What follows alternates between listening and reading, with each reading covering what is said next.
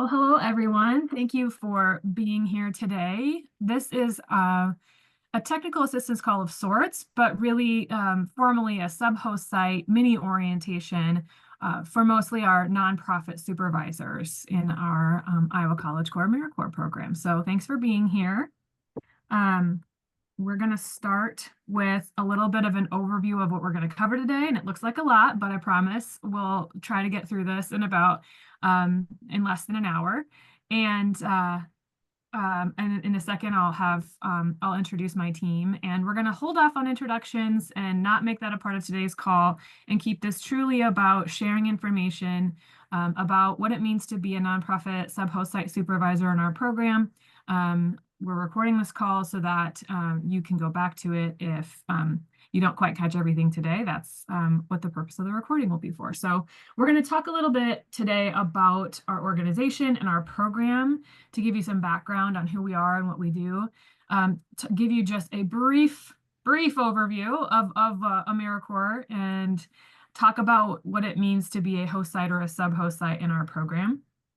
Then we're going to go over supervisor responsibilities, and Carly's going to share a little bit about, other than being an active supervisor for your member, kind of the other bigger responsibility in this program for sub-host sites, which is approving timesheets. In Encore is the name of our system. Then I get the pleasure of talking about some of the less fun things that are the policies and procedures part of this, which is to, we're obligated to make you aware of issues and related to duplication, displacement, and prohibited activities within AmeriCorps. And I will end with allowable activities to talk to you about what we can do, which is exciting and what all of you have signed up for, and then an opportunity for questions and answers as well. So our team is made up of Carly, Anya, and I.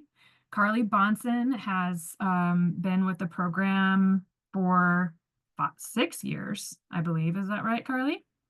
And she is now a senior program manager and the expert at everything that we do. I am the director of member engagement. I've been around in my current role for about 8 months, but before that was an assistant director and did some things with evaluation and support for the program. So I did serve on a campus as a site supervisor, so I have that experience, but I am still getting my sea legs as the director of this program, and I'm learning daily. And so it's exciting, and I'm glad to be in this role. And then we have Anya, who is our project coordinator, and you've been around for about 2.5 years in that role. Is that right, Anya? Yeah. Supporting our program, supporting members in our program, and doing a lot with enrollment and exits, and keeping the ship sailing as well. Carly is the person who, once our program year is up and running, is the communicator for supervisors, including sub-host site supervisors. And so you'll hear from me more when we're planning and thinking about years ahead, and you'll hear from Carly more when we're talking as a supervisor. Hear from Carly more when the program is in operation. Is there anything else you'd like to say about that, Carly or Anya? No, I don't think so. Thank you for the introduction. Okay. All right, so we are SEED Coalition, Strengthening Education for an Engaged Democracy. So some of you only know us by our new name, which has just recently changed in the past year. We used to be known as Iowa and Minnesota Campus Compact, but none of that matters if you don't know about that change, because we're doing the same things that we've done in the past. So what that means is that our mission as an organization is to strengthen the capacity of colleges and universities for the public purpose of higher education through our coalition of colleges and universities in the Midwest. Our commitment to our colleges and universities and their community partners is to better our communities through civic and community engagement. So our network of campuses includes both rural and urban campuses, both public and private universities, colleges, community colleges, as well as trade schools. And our programming the purpose of our programming is to connect higher education professionals to community and civic engagement resources by creating partnerships, providing professional development opportunities, and educating students through community and civic learning experiences. So the AmeriCorps programs that we run fall into that last category of supporting students through community and civic learning experiences. Our program, our AmeriCorps program, is the title of our program is called the Iowa College Corps AmeriCorps Program. And we essentially have two arms, if you will, to our program. One of them is the program that you all are involved with, which is the Career Readiness Program. This program seeks to provide paid internship-like experiences to students serving at nonprofits or a nonprofit, which is our college campuses. They can also serve on our college campuses, to offer them professional development opportunities with the goal of preparing them for nonprofit careers, and also to expand the capacity of our nonprofit organizations. So we offer both part-time 300-hour positions, which is what, and full-time positions in this program. The peer mentoring program is worth just going over so you know that we also operate a second program, is a program that provides peer-to-peer mentoring for students on our campuses for academic, financial, and social support. And it also offers professional development opportunities and supports civic and community engagement opportunities for those members and their students. So the primary priority for both of our program is to address low retention rates of first-generation low-income and students of color by providing both this peer mentoring and career support. So not all of our members fit into these categories of folks, but it is a focus for recruitment. Our programs also focus on the importance of experiential learning through civic engagement training and experiences. And you'll see that as a part of our program, because one of the things that we will be providing your members is robust training opportunities in addition to the experience that you all will give them at your sites. So secondarily, but not less importantly, we also seek to recruit and manage college student volunteers to provide needed services in the community. And our goal with that is that member activities should be helping their sub-host sites and host sites develop new organizational resources, systems, and provide direct service to the community through the organization. So all of this to say that our priorities are both our students and the organizations that they support, which maybe goes without saying, but it feels important that we name it anyway.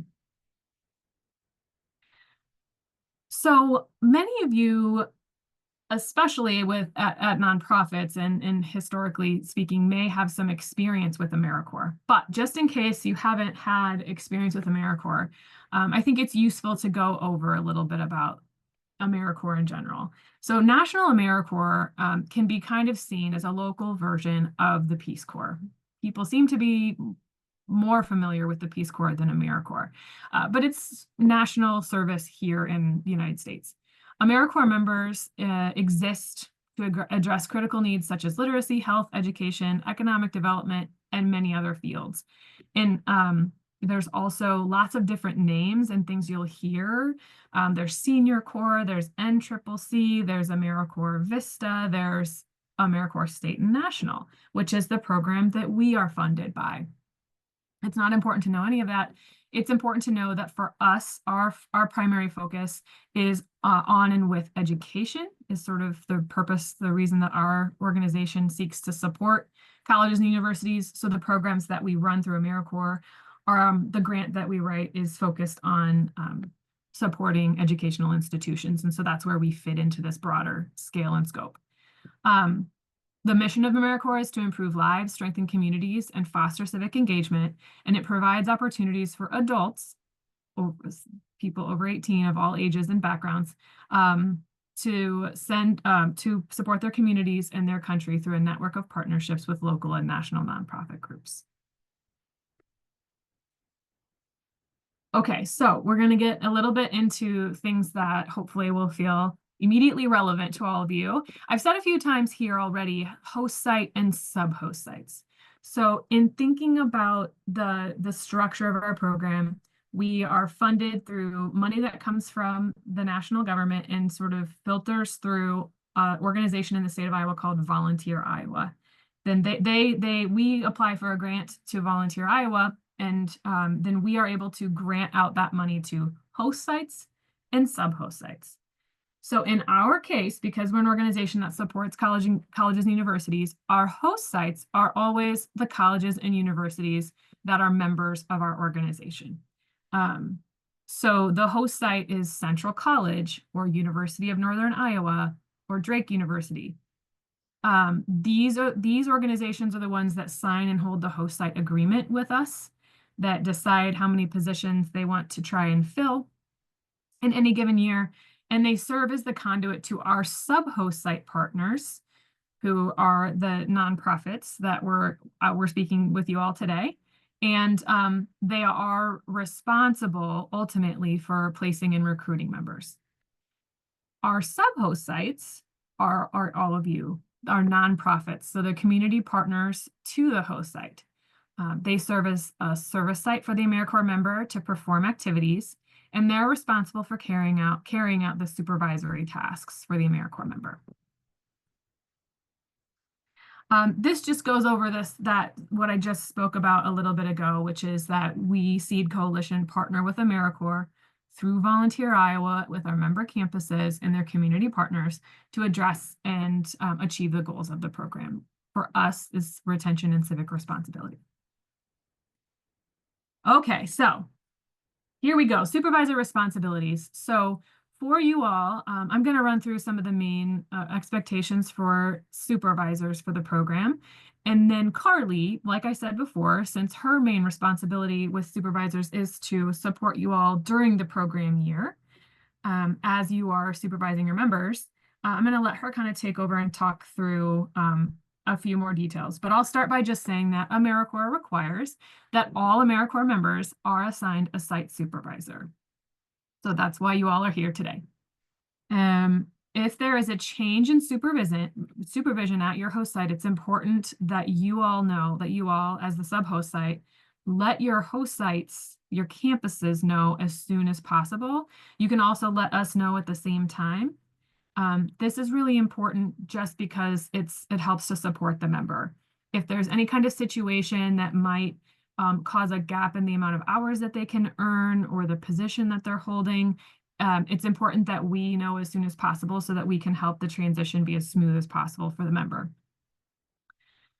Supervisors are also required to provide an on-site orientation for their AmeriCorps member regarding the work that they will be doing at the host site. We, as an AmeriCorps program, provide an orientation for the members about AmeriCorps. So that is not the responsibility of the supervisors. We expect that supervisors meet weekly or bi-weekly with the AmeriCorps members. And this is what Carly is going to get into a little bit more. There's a responsibility of the supervisors to monitor and approve the timesheets in Encore, which is the official AmeriCorps timekeeping system. So with that, I will let Carly take over. Kayla. So a little bit more about AmeriCorps service hours. And as Kayla mentioned, this is an AmeriCorps state program. And as an AmeriCorps state member, our members are required to serve a minimum number of hours throughout their term of service. Most of our members are serving in 300-hour minimum time terms. So the minimum hour requirement for those members is 300, and it's important to be aware of that because if they don't earn their minimum 300 hours, they don't earn their education award. So even if they serve 299.75 hours, if they don't reach that 300-hour mark, they will not earn their education award. It's also important to note that the education award is different than the living allowance. The education award is earned at the end of their term of service after they have completed their 300 hours. As Caitlin mentioned, service hours must be officially recorded in our AmeriCorps timekeeping system. And it is the responsibility of the supervisor to review and approve those timesheets because you are the ones on the ground with the members. You're aware of the hours that they're serving. AmeriCorps, so our members are actually currently submitting timesheets to their campus supervisor or our campus contact. However, we will be making the transition to sub-host site or service site supervisors here over the next week. So that's just to say, be on the lookout in the next week or so for communication from us about the login credentials that you'll need to get into the AmeriCorps system. And then we'll also include sort of like a user tutorial, like a visual guide on how to approve or reject member timesheets. And it's a pretty intuitive system.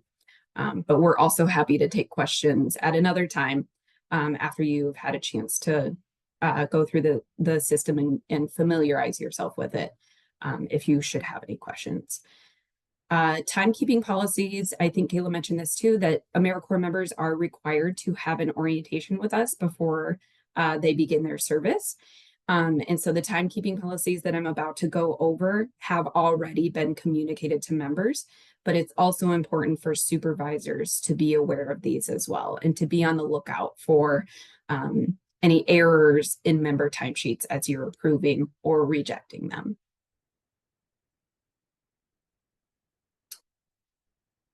So members do record service hours in AmeriCorps. Again, I mentioned this.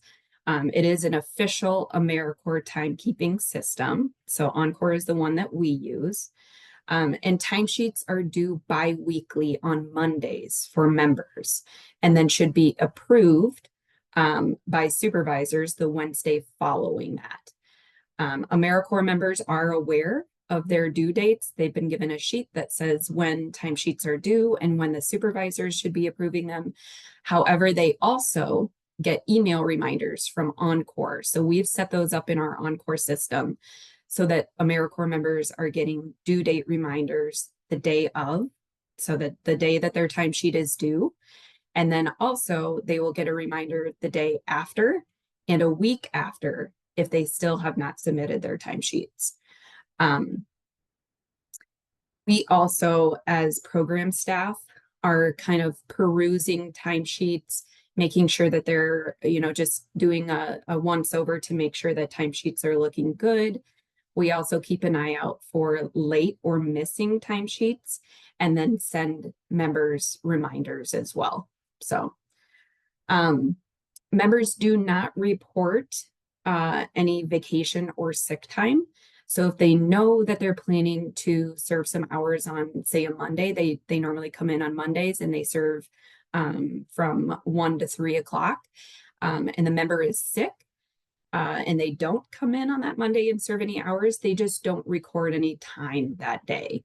So the only time that is recorded is the time that they serve.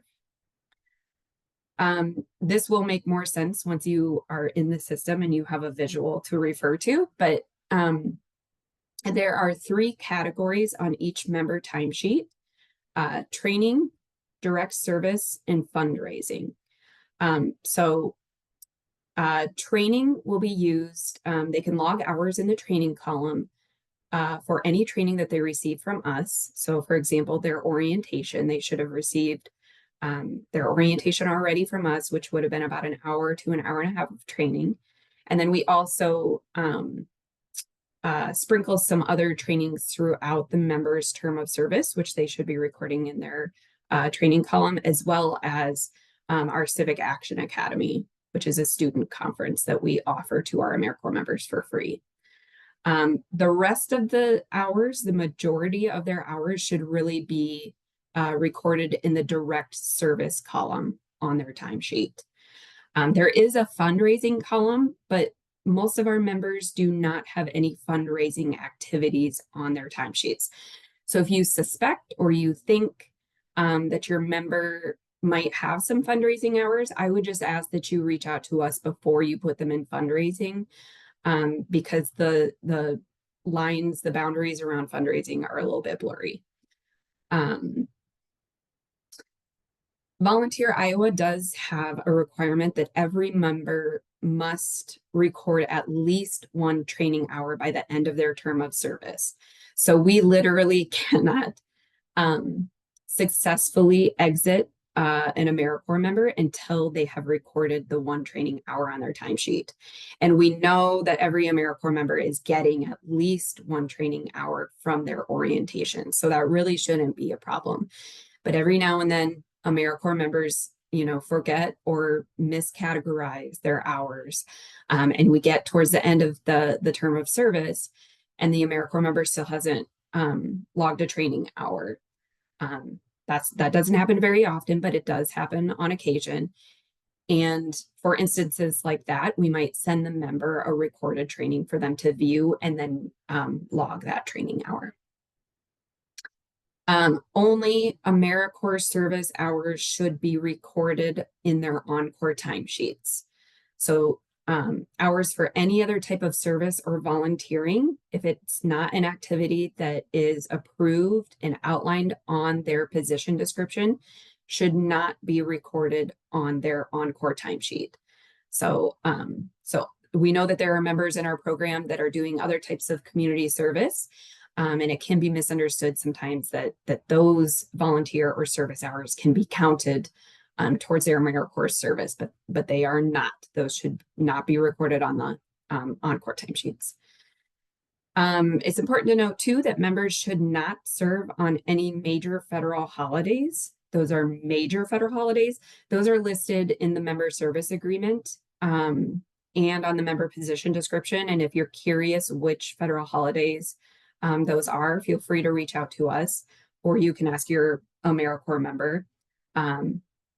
Those are also blocked on our OnCorps timesheets. The major federal holidays, those are blocked on the timesheet. So members can't even go in and record hours on those days. And then lastly, members should not exceed 20% of their overall time on training hours. So for 300-hour members, that's 60 hours of training, which is kind of a lot. So we are never really very concerned that members will go over that 20%, but it is just important to note that there shouldn't be more than 60 hours. We have just a few other policies.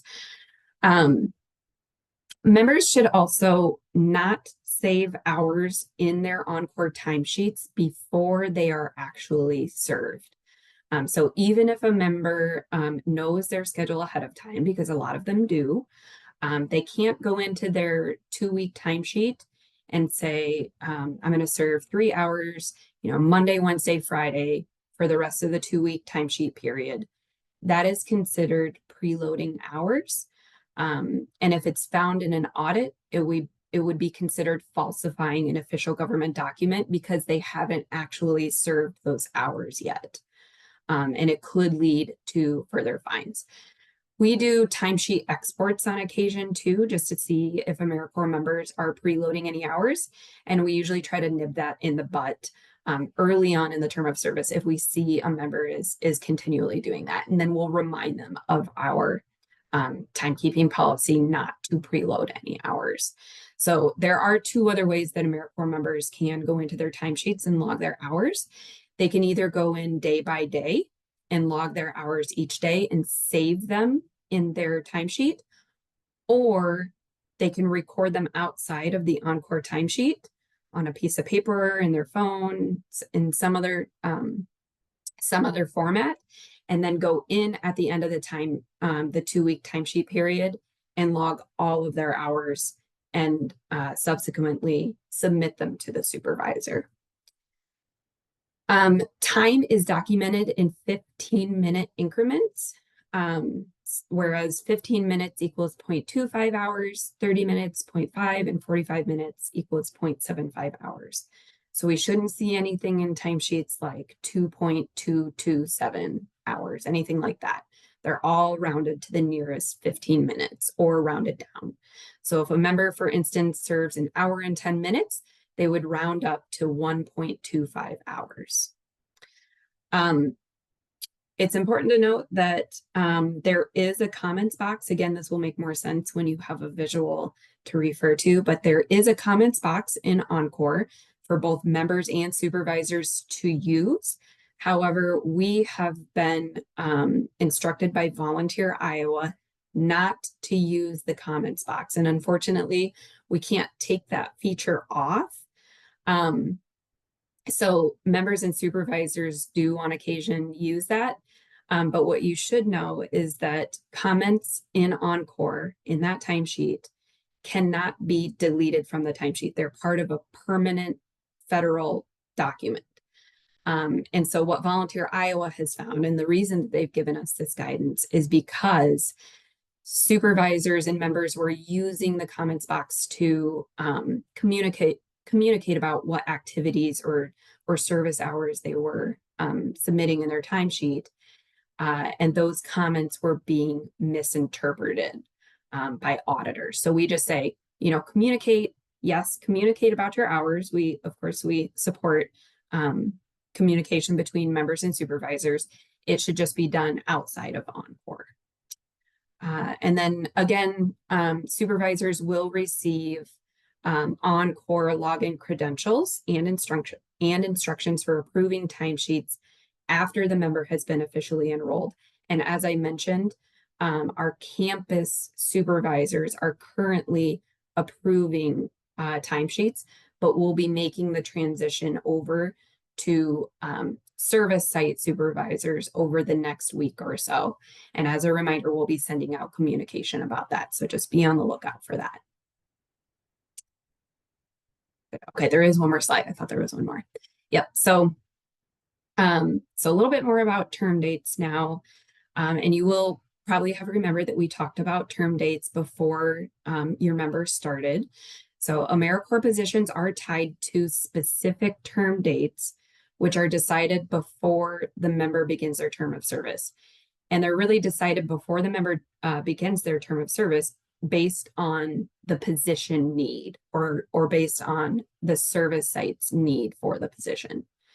And only hours served between the start and end date can be counted for the member's minimum hour requirement. So hours can't be flexed before or after. So if a member has currently, been serving hours before their actual start date, unfortunately, they cannot count any of those hours. They can only start counting them after they've been officially enrolled. Members cannot start until after they have completed all of their background checks and all of their other enrollment requirements. And then they're notified by us when all of those requirements have been met and they have been officially enrolled in the AmeriCorps system. And then lastly, it's important to note that even if a member, and we do tell members this too, even if a member completes their minimum required hours before their end date, they are still expected to continue serving through their term end date. Because again, it's less about completing the minimum required hours, more about serving the need of the position or of the service site. So I think that concludes my portion of the AmeriCorps timekeeping system. Thank you, Carly. Yes, so that is timekeeping. And like we said, please feel free to stay on and ask questions after this training. Send us emails, set up a second call if you would like to talk more. That goes for anyone who's here live or anyone who is listening to this as a recording. Please communicate. We are here to help. We are also here to help with understanding the policies and procedures that maybe feel a little bit even more gray in terms of hard to understand. These things, AmeriCorps can be a lot to understand, and I would say you can sort of interpret our organization as holding the responsibility for helping to interpret what AmeriCorps and Volunteer Iowa are expecting from these positions. And so we take that responsibility really seriously, and are happy to help and take ownership over that being a part of our job to communicate with our supervisors and with our members. So with that being said, I really want to start by saying non-displacement, non-duplication, and prohibited activities really kind of show up in the document that we would call the position description, which is really just outlining what a member is doing at your service site. So I want to start by saying, and I'll finish by saying this as I sort of will finish what is allowed in the program, that as I go through these requirements to watch out for things that AmeriCorps doesn't want us or service sites doing, is that your position descriptions have already been reviewed if you're as a part of our process by our compliance officer. So that's not to say that something might come up later as a question if she does a compliance review, but for the most part, we feel pretty confident that everything that is in the plan and in the position description for your members to be doing has been approved by our compliance officer. So right now, this isn't something that you should worry about having to do anything about, but it is important that we run through some of these things so that you are aware, or you know to ask questions, or if you're imagining a future position, for example, that you're kind of aware of some of the things that we need to be watching out for on our end. So I'll start with non-displacement. So essentially, sort of there's perspective from the employer and or service sites is what that more likely should sort of be referencing, may not place an AmeriCorps member that will displace an employee or a position, including a partial displacement, which results in a reduction of hours, a reduction of wages, or a reduction of employment benefits. So changing the structure of a person's position if they did receive benefits and now they're not. It shouldn't fully displace the opportunity for a volunteer to do a position. So AmeriCorps members shouldn't come in and just fully replace a volunteer it shouldn't infringe on the promotional opportunity of an employed individual. So I'm going to give an example here in a second, but I'm also going to go through this from a participant's perspective. So a participant in a program receiving corporation assistance may not perform any services or duties that would otherwise be performed by an employee as a part of the assigned duties. So I put into those little parentheses the term delegation. I think this can be a little confusing to folks. It certainly has been to me as I've learned about this over the years. But basically this is that the purpose of an AmeriCorps position isn't to have someone come into your organization and just delegate out responsibilities as they've existed on your or someone else's job responsibilities, just to offload responsibilities. I'm going to talk about this more in a little bit, so put a pin in that, but it should, having an AmeriCorps member also shouldn't be a placeholder for not hiring an employed worker. So this is more of what I think about for a long-term use of AmeriCorps. If your organization is using AmeriCorps over the long term, it isn't particularly the goal of AmeriCorps to come in and replace someone who might serve in a full-time capacity. They wouldn't really want to see AmeriCorps resources used that way. And then this third bullet point here is the AmeriCorps member shouldn't perform, and I have exact, again, in parentheses, the exact services or duties that have been performed or were performed by any past or present employee. So the way that you can really interpret this is, I use an example. Nonprofits often do volunteer recruitment, right? An AmeriCorps member can't, what this is sort of saying with non-displacement, AmeriCorps member can't come in and do volunteer recruitment just as it's been done previously. But an AmeriCorps member can come in and do improvements to your recruitment process, or they can expand the recruitment process for your volunteers. They can set up a new system for recruiting your volunteers. They can record the activities, or evaluate the volunteer recruitment process in a new or expansive way. So that's why I put sort of delegating out responsibilities that have already existed on someone's job description, or sort of performing the exact services that have been performed by someone before. Because if it's true that you are just transferring over responsibilities to an AmeriCorps position, that is what they deem as unallowable. But it is allowable if we talk about what is new, different, expansive, or additive, streamlining to the particular activity. And that is then what we put specifically onto the position description, so that it's communicated that that's what the AmeriCorps member is there to do. They're not there to displace someone or something that's already been done. So an example of this non-displacement is, for example, due to state budget cuts, an organization would laid off several staff members who are responsible providing environmental education to community members. Instead, they apply for AmeriCorps members to fill the exact roles of the laid off staff. This is an example of a member displacing a full-time staff position, and this is not allowable per AmeriCorps regulations. The other thing we have to look out for is non-duplication.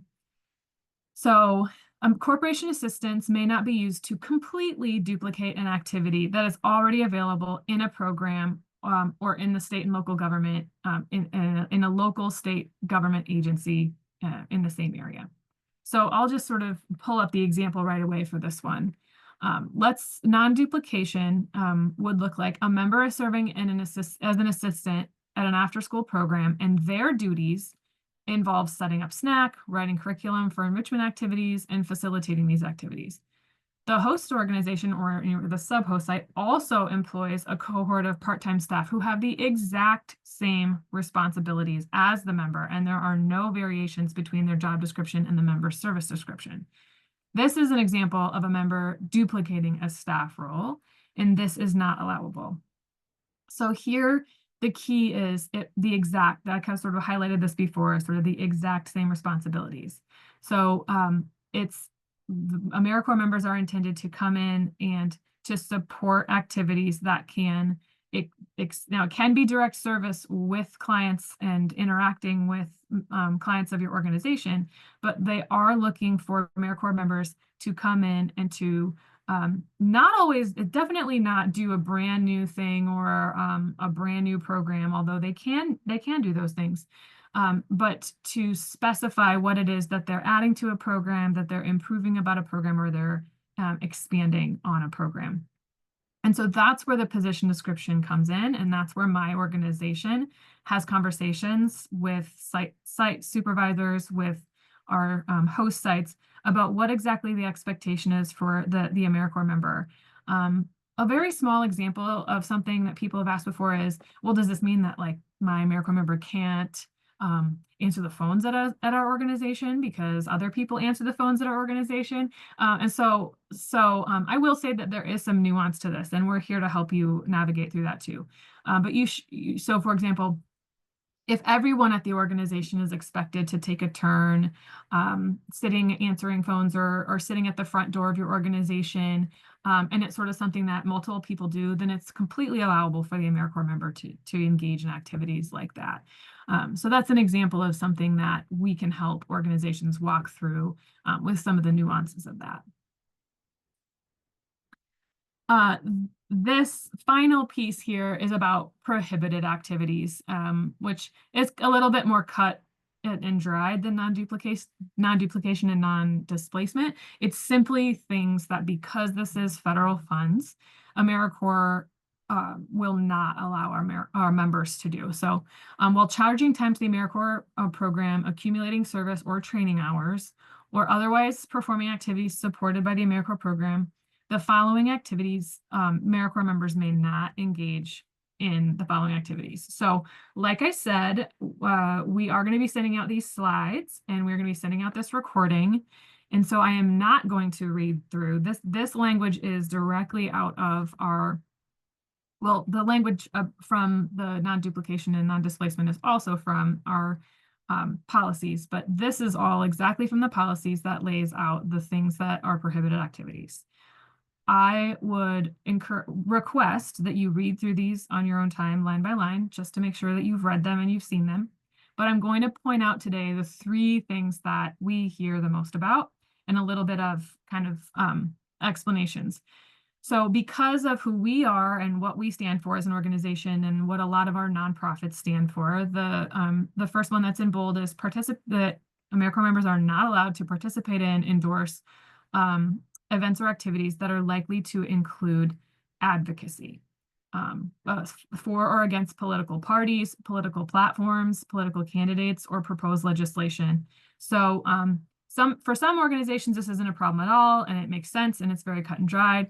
For others, it gets tricky. Sometimes for members, it can get tricky because of who they are as human beings and what they stand for in terms of the fact that they want to be advocates for particular things, and the line can't feel to them like it gets blurred.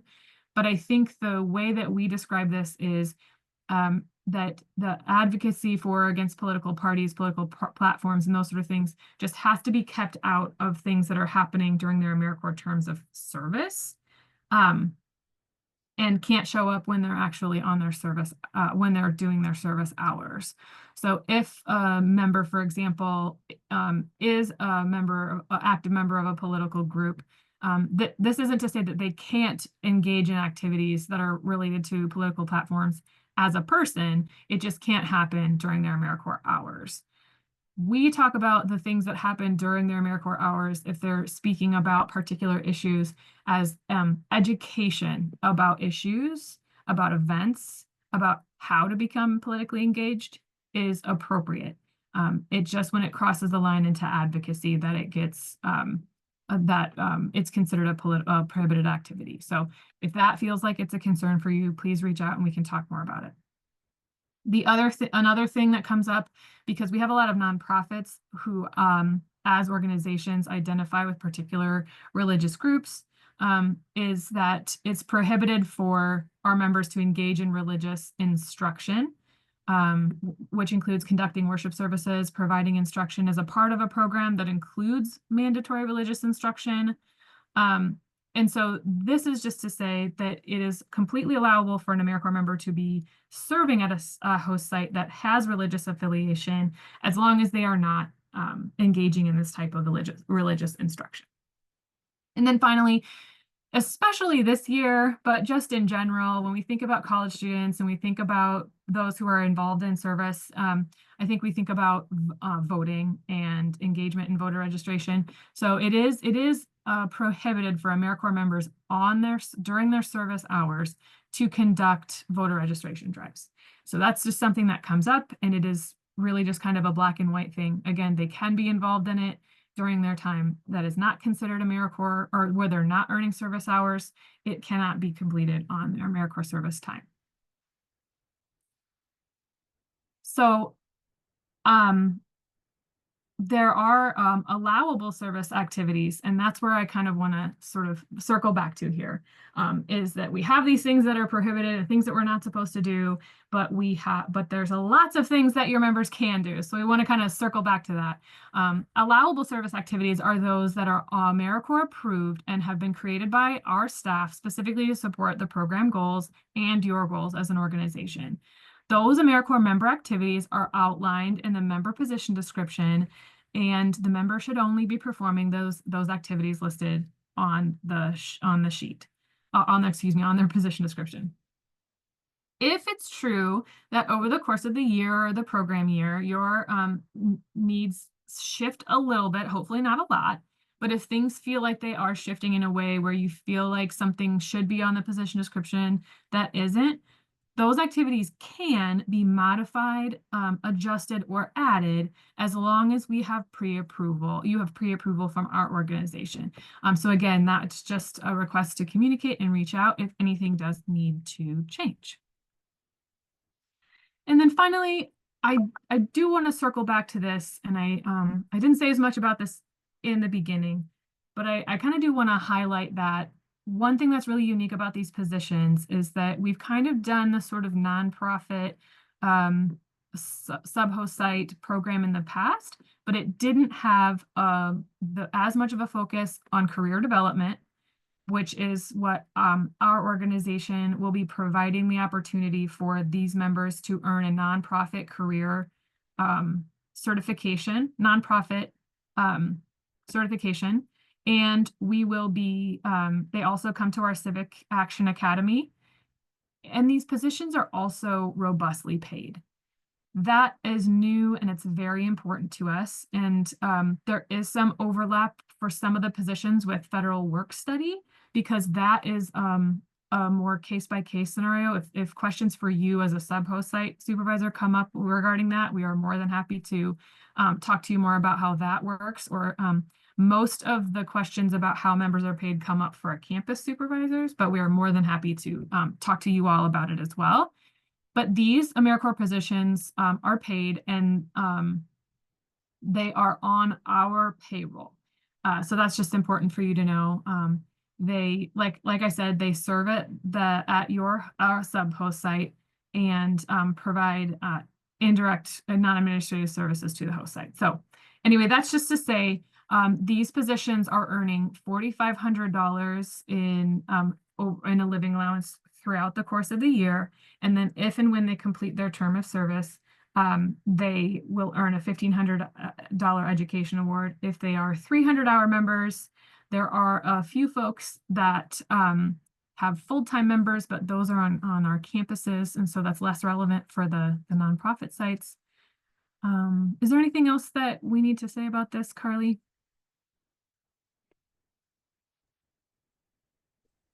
I don't think so. I think you noted that some of them are overlapping with the federal work study. And the part that I did miss in the timekeeping slides is that supervisors will be the ones that have the overlap in federal work study will be approving hours on the AmeriCorps side of things, as well as on the federal work study side of things, if that makes sense. So.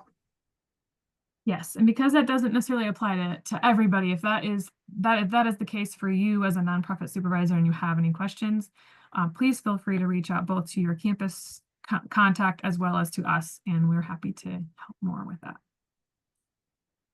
With that being said, that's the information that we have to share today. So I think that we can stop the recording for now, and then